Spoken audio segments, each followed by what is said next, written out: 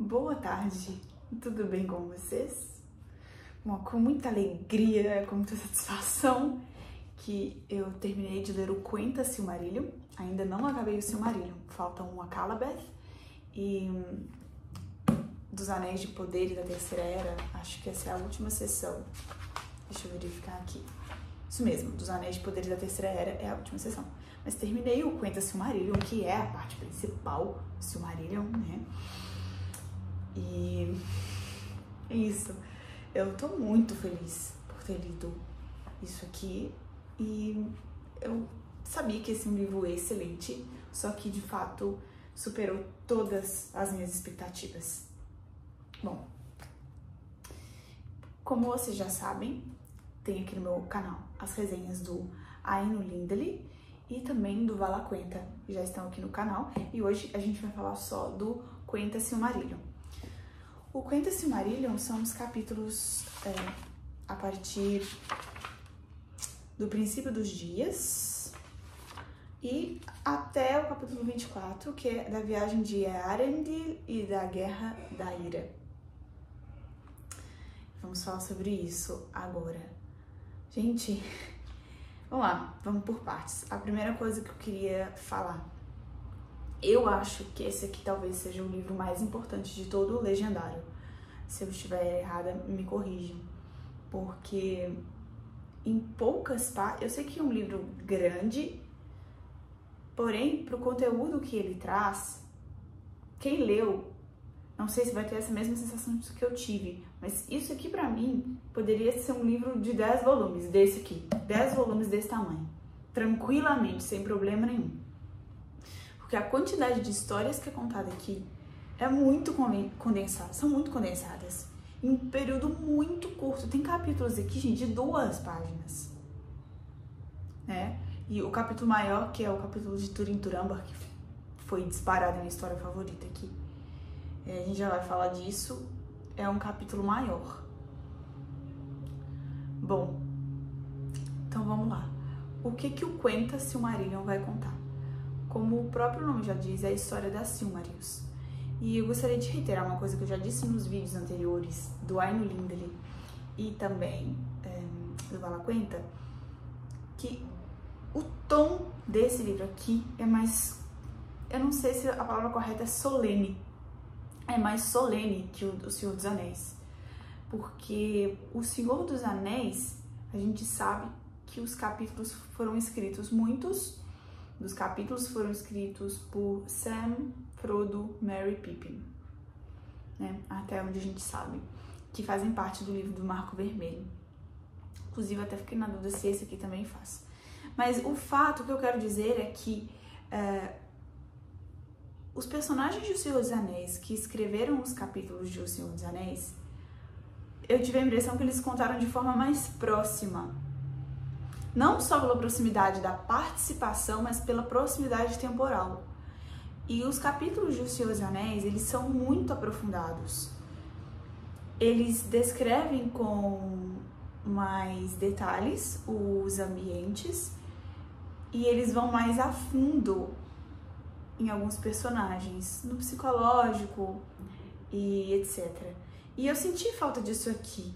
Por isso que eu falei que deveria ser um livro, pra mim, poderiam ser 10 volumes desse aqui, pra contar tudo que tá aqui dentro, por exemplo, do jeito que foi contado em O Senhor dos Anéis. Então, isso aqui é um livro muito acelerado.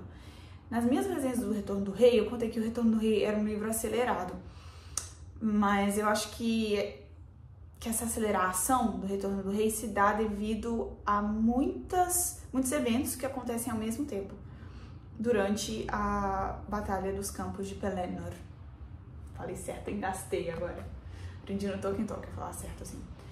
E o que acontece? Gente, aqui é muito acelerado, é muito acelerado. E eu vou ser muitíssimo sincera. Eu senti falta dos detalhes sobre a descrição do ambiente dos lugares em que os personagens estão. Não que aqui não tenha, tem, só que pra mim foi muito pouco.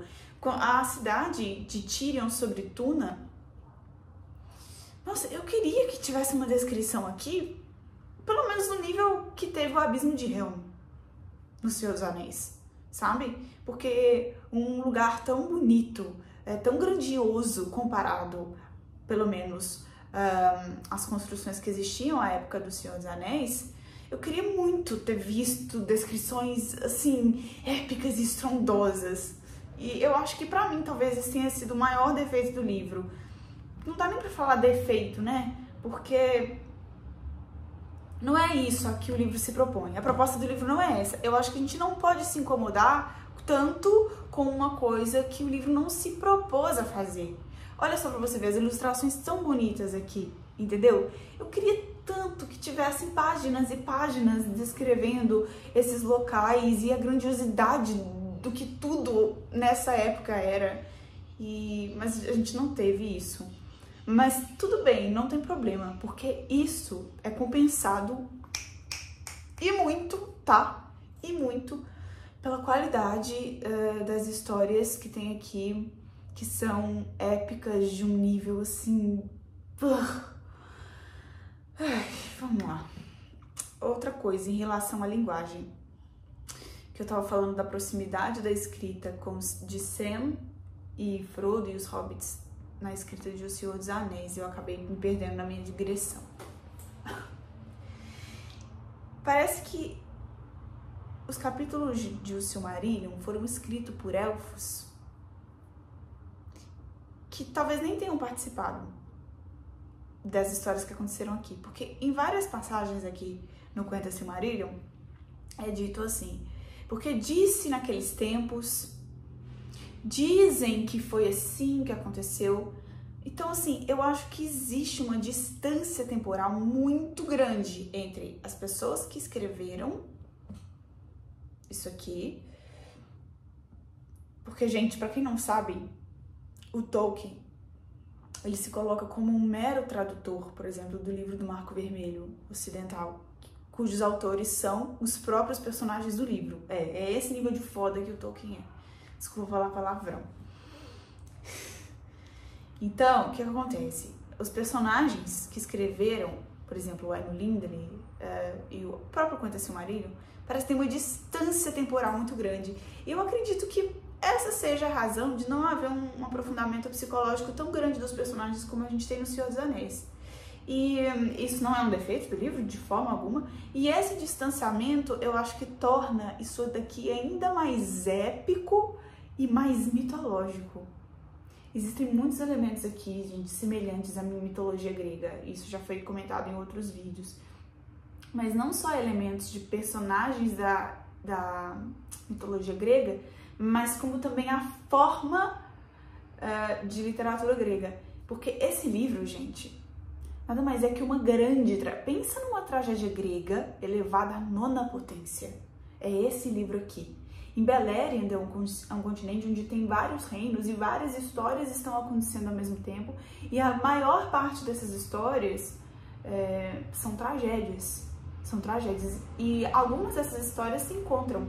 Elas se entrelaçam, a grande maioria delas. E da forma que eu tô falando aqui, fica parecendo que são historinhas jogadas. Não são. O livro segue uma ordem cronológica, né? Ele começa ali com os Valar em Arda. Ainda nem tinham nascido os elfos, que são os primogênitos. E ele termina o Conta Silmarillion em Valinor também. Então, assim, tem uma ordem cronológica. Não são só histórias e contos jogados aleatoriamente. Não são. Mas a narrativa daqui, ela é, em comparação ao Senhor dos Anéis, bem mais fragmentada. Bem mais fragmentada, né? Outra questão que eu acho muito importante ressaltar é a linguagem, e eu acho que a tradução também ressalta muito isso, tem esse tom de solenidade por esse distanciamento, e eu acredito que o tradutor, que foi o Reinaldo José Lopes, conseguiu trazer muito esse tom solene pra gente. Eu gostei muito da seleção lexical dele, eu já falei isso no livro do Hobbit, é muito interessante. E eu acho que ele consegue preservar o tom solene do original. Eu não li o original, mas eu li algumas frases no original, Porque à medida que eu fui lendo isso aqui, tinham três frases que eu tava achando um pouquinho truncada e não tava entendendo. Mas aí eu fui no original e ela tava exatamente assim no original. Exatamente assim. Então, eu acho que o Ronald José Lopes faz muito o que o Ronald Kimsey faz, conforme o Ronald relatou nas notas da tradução no livro do Senhor dos Anéis. Eu falei sobre essas notas na minha resenha dos apêndices do Senhor dos Anéis. E eu acho que o Ronald José Lopes quer fazer muito isso também do que ele faz. E pra mim ele consegue. É um livro, como a narrativa, como eu disse, muito mais acelerada que o Senhor dos Anéis. Muitas coisas acontecem um pouquinho, num espaço muito pequeno de tempo. É um livro que exige uma concentração um pouco maior. Vamos supor que ali no Senhor dos Anéis você esteja divagando durante algum momento, assim, de reflexão. Ok, como aqui cada frase já acontece, em uma só frase já acontecem muitas coisas, é um livro que exige um pouco mais de atenção, tá bom? Mas, gente, não tem problema nenhum. E pra quem não, entre aspas, tá falando que o livro, o livro é difícil, não vou ler, etc. Gente, só vai. Só vai. Lê com atenção, com calma, mas só vai. Esqueci quem que é esse personagem. Não tem problema. Volta aqui no índice remissivo e olha. Tem uns spoilers no índice remissivo? Tem. Peguei uns 2 spoilers aqui? Peguei, mas não tem problema nenhum. Sabe por quê? Sabe por que não tem problema? Vocês já assistiram Dragon Ball? Tem aquele episódio assim, Goku morre. É o nome do episódio. Aqui aconteceu a mesma coisa. Aqui chama Da Ruína de Beleriand e da Queda de Fingolfin.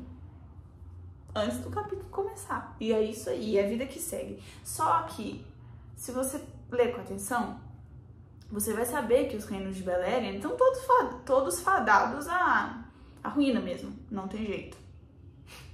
Não tem jeito. E uma outra observação que eu gostaria de fazer é em relação aos mapas. Gente, o mapa de Beleriand, esse aqui atrás, ele é muito mais complicado que o mapa do Senhor dos Anéis.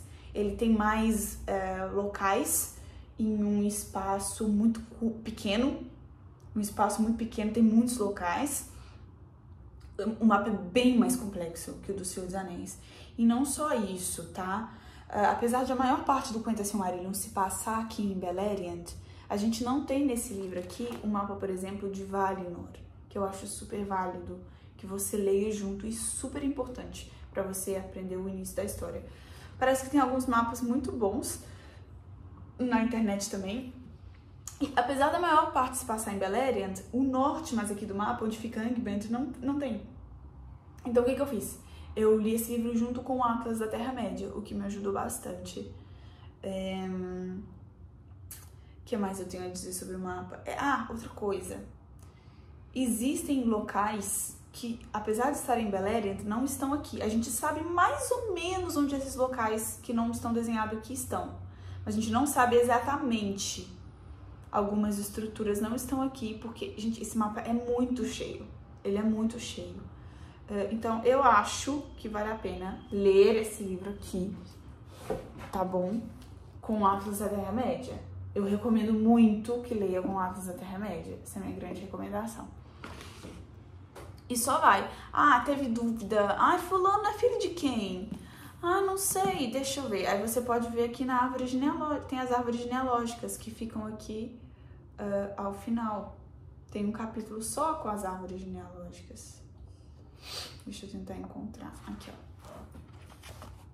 E essas árvores genealógicas, vocês vão querer voltar nelas. Não é igual aquelas árvores dos apêndices C do Senhor dos Anéis que, ok. Isso aqui é um livro que você vai extrair tudo dele. Você vai precisar do suco inteiro dele, do índice remissivo, da genealogia, de tudo. Isso aqui você vai espremer igual uma laranja para tirar até o último suco dela. É assim que você vai fazer. E é isso, só vai. Tá lendo? Outra dica que eu dou, uma coisa que eu deveria ter feito, eu não fiz. Não dá muito espaço de tempo entre um capítulo e outro. Se você der, não tem problema, né? Porque a nossa vida é corrida, a vida da maioria das pessoas é corrida. Não tem problema, pode continuar lendo, o índice remissivo tá aí pra te lembrar. Mas se você conseguir ler um capítulo por dia, um capítulo dia sim, dia não, vai facilitar bastante a sua leitura. Então, lê, presta atenção na leitura, lê mais descansado. O início ele é um pouquinho mais difícil, no final melhora bastante, porque você se acostuma com o ritmo do livro, e as histórias, afinal, como os capítulos são maiores, isso facilita a leitura, tá? No começo eu não conseguia ler antes de dormir, quando eu já estava mais cansadinha, mas no final eu já conseguia ler até de madrugada, mais cansada, porque eu me acostumei bastante com o ritmo, e os capítulos finais, eles são mais... As histórias são até melhores, então a gente acaba se envolvendo mais com elas. E é isso, gente. Esse livro aqui ele é uma grande tragédia grega, elevada à 9ª potência. Vou falar de alguns capítulos aqui de destaque e ir contando mais ou menos a história pra vocês. Gente, eu não vou falar da Anne Lindley do Valaquenta, senão esse vídeo aqui vai ter 1 hora de duração. Então assistam aos vídeos do Anne Lindley e do Valaquenta. Vamos falar aqui do Quenta Silmarillion. Deixa eu usar o índice aqui pra me ajudar nesta tarefa. Vamos lá. Bom, no Quenta Silmarillion vai falar um pouquinho do princípio dos dias, de algumas coisas que a gente já viu no Anne Lindley e no Valaquenta. Ele repete um pouquinho algumas coisas. Acho que por essa razão dá pra ver que é um livro editado, mas essas informações que se repetem não tem problema nenhum. Elas vão mais ajudar a gente. Eu gostaria de destacar um capítulo muito interessante, que é o capítulo 2, que é de Aule e Yavanna. A criação dos anãos aqui nesse livro é uma coisa assim, maravilhosa. É linda a cena, é linda a cena. Nossa, é um espetáculo. Esse é um dos meus capítulos favoritos. E aí surgem os elfos. E esse livro aqui parece que ele foi escrito por personagens elfos, porque fala bastante das coisas do ponto de vista deles. Os elfos são os protagonistas aqui do Quenta Silmarillion. E a gente... Se você ler o Hobbit com atenção, você vai ver que o rei dos elfos, que a gente descobre no Senhor dos Anéis, que é chamado de Thranduil, no capítulo do Conselho de Elrond, melhor dizendo, eles não são pessoas tão boas e angelicais assim, como é passado pra gente, sobretudo nos filmes do Senhor dos Anéis, e também no Senhor dos Anéis, né? A gente tem uma imagem muito romantizada dos elfos, e o livro faz isso também. Só que aqui nós vemos a verdadeira face dos elfos, digamos assim. E um personagem muito interessante aqui é o Fëanor. Depois que foi feita as 2 árvores, a Telperion e a Laurelin, em Valinor, o Fëanor forjou 3 gemas que continham a luz dessas árvores. E a luz dessas árvores era a luz mais maravilhosa que já existiu de todos os tempos. E então, como a gente sabe, a gente tem um inimigo chamado Melkor, que plantou muita discórdia e muita intriga e fez com que o povo élfico traísse os Valar. Os Valar, os poderes de Arda, se apaixonaram pelos elfos e queriam levá-los para morar com eles. Só que Melkor, como a gente já sabe, que era um grande destruidor, acabou sendo perdoado e ele teve uma segunda chance. Mas ele, infelizmente, plantou muita discórdia no coração. E ao final do Silmarillion, afinal do Quenta Silmarillion, no último capítulo, é dito pra gente que essa semente de mentiras e de traição que ele plantou se perpetuou até o fim dos dias. É a última frase do Quenta Silmarillion. Enfim, o Fëanor é um personagem muito complexo, cuja mãe morreu a dar o parto pra ele, tamanha a força pra tirar esse menino que foi o maior elfo de todos os tempos. E é isso aí. E a partir do momento que esse rapazinho surge, é a catástrofe de Arda. A catástrofe de Arda. Eu achei o Fëanor um personagem muito complexo e um personagem que eu gostei bastante, responsável por atrocidades muito grandes. Eu pensei que o Senhor dos Anéis é que era trevoso, só que eu não sabia do que eu tava falando. A cena mais trevosa de O Senhor dos Anéis é, sem dúvida, pra mim, a cena da Colina dos Túmulos. Até mais do que as cenas em que o Sam e Frodo estão em Mordor, indo em direção a Orodruin, ao Monte da Perdição. Aqui a cena mais trevosa de tudo que eu já vi até agora de Tolkien foi a cena da Ungoliant, que a gente descobre aqui que é a mãe da Aracna. As conexões são fantásticas, tá, gente? A Ungoliant, ela suga os tonéis de luz das duas árvores, de forma que ela fica inchada e dá medo até em Morgoth. Gente, uma cena assim... É isso que eu falei, apesar de não ter muita descrição dos locais que eu gostaria que tivesse, o Tolkien compensa isso demais da conta com as cenas que ele constrói aqui. As cenas daqui, gente, nem se comparam. Tudo que a gente vê no Senhor dos Anéis é um eco disso aqui, é um mero eco. Por exemplo, Sam, quando está com a estrela de Arendil, que ele ganhou em Lothlórien, quando ele está na Toca da Aracna, se a gente usar nosso pensamento, a gente sabe de onde essa luz veio. E essa luz veio das Silmarils. Veio de Arendil, que nos portões da noite navega com a sua Silmaril em sua fronte, conforme a gente já sabia no Conselho de Elrond. Então, tudo que existe naquele mundo é um eco do que existia aqui. A Aracna é o eco da Ungoliant. Então, assim, O Senhor dos Anéis parece muito grande quando a gente lê primeiro. E depois, quando a gente lê o Silmarillion, a gente vê que grandiosidade, a origem de tudo aquilo ali. E tudo mesmo, tudo mesmo. É por isso que eu recomendo muito a leitura do Senhor dos Anéis antes desse aqui. Eu acho um suicídio literário ler isso daqui antes de O Senhor dos Anéis. Não só pela complexidade da leitura, porque esse sim é um livro muito mais difícil que O Senhor dos Anéis de ler. Eu achei os apêndices um pouquinho mais difíceis que o Silmarillion. Mas, enfim, é um suicídio literário por essa razão. E também porque você não vai entender a grandiosidade disso aqui sem ler O Senhor dos Anéis. E lendo O Senhor dos Anéis é capaz de, se você se encantou com isso, você vai achar até, entre aspas, pequeno, vai, O Senhor dos Anéis. Tem esse problema. Então, Fëanor é um personagem muitíssimo complexo. A gente sabe que ele criou as Palantiri, de acordo com o que foi dito por Gandalf. E então, ele acaba caindo nas mentiras de Morgoth e ele consegue levar a ruína temporária Valinor e Beleriand inteira e todos os seus povos. É isso. Se não existisse o Fëanor, não ia existir o Silmarillion.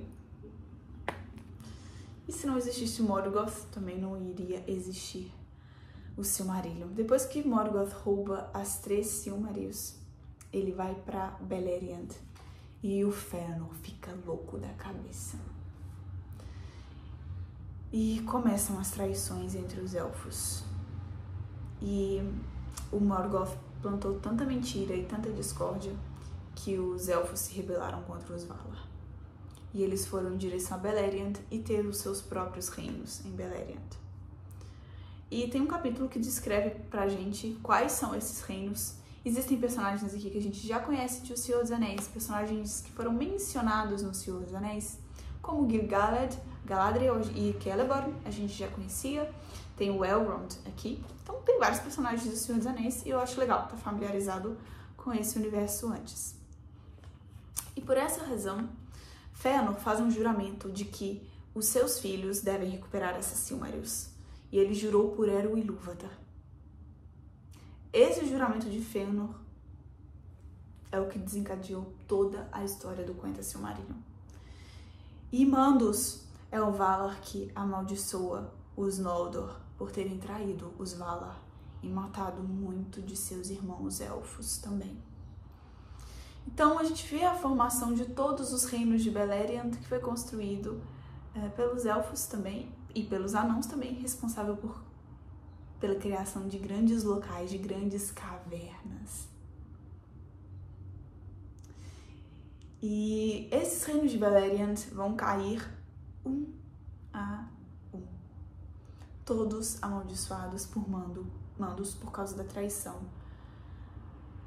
que os elfos cometeram em relação aos Valar. Esses reinos vão cair um a um, e as histórias são cada uma mais tristes. Como o reino de Beleriand é grande, nós vamos ver como cada um desses reinos vai cair. E, gente, a gente também vê aqui a criação do Sol e da Lua, enfim, a criação de Arda, como a gente já sabe, que já foi visto antes. Eu quero aqui destacar que enquanto os reinos de Beleriand caem, os filhos de Fëanor estão em busca da Silmarils por causa do juramento do pai. Ai, antes não tivesse forjado esses Silmarils, né? Enfim.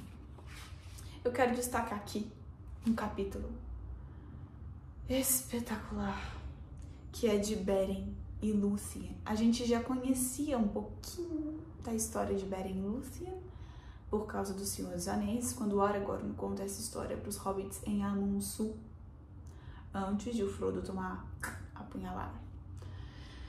E ele conta essa história, então a gente fica sabendo um pouquinho. Só que quando a gente chega aqui, é que a gente vai descobrir a grandiosidade dessa história. E um outro eco que tem do Senhor dos Anéis em relação ao Silmarillion é justamente a história de Aragorn e Arwen. No conto de Aragorn e Arwen, no apêndice A de Senhor dos Anéis, quando o Aragorn viu a Arwen, ele achou que era a Lúthien. Então tem mais esse eco. Só que Beren já era um homem que já tinha sofrido muito. E Aragorn ainda não, naquela ocasião. E Beren e Lúthien conseguem recuperar uma das Silmarils da coroa de Morgoth. Esse talvez tenha sido o maior feito desse livro aqui, tá? Esse é o feito desse livro aqui. E tem mais. Apesar de que eles morreram, Lúthien cantou para Mandos e ela conseguiu mudar os desígnios de Mandos e retornar Beren à vida, e ela também retornou à vida, se tornando mortal. É isso aí. Lúthien era filha de uma Maiar, que era Melian, e filha do rei Thingol, que era um elfo. E ele era um dos Quendi, um dos mais importantes dos Quendi, e conhecia Oromin.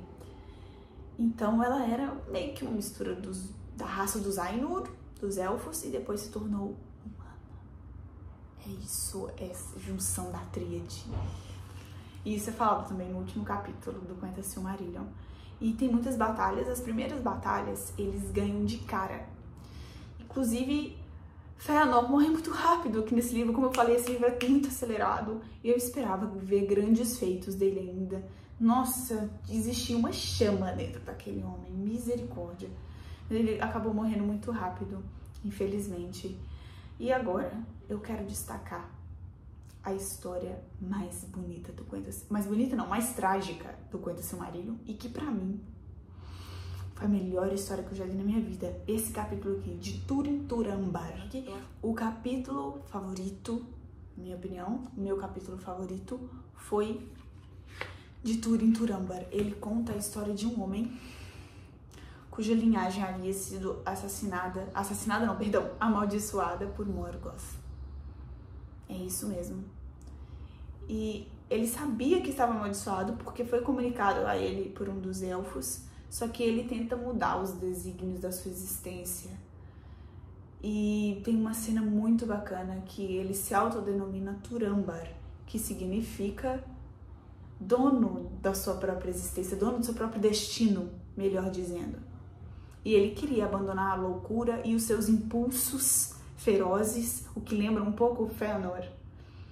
A gente pode fazer talvez uma analogia entre os dois. E ele tentou muito. E ele era muito amado por vários elfos. Ele era amado pelo rei de Nargothrond, era amado pelo rei de Doriath. E ele às vezes cometia erros.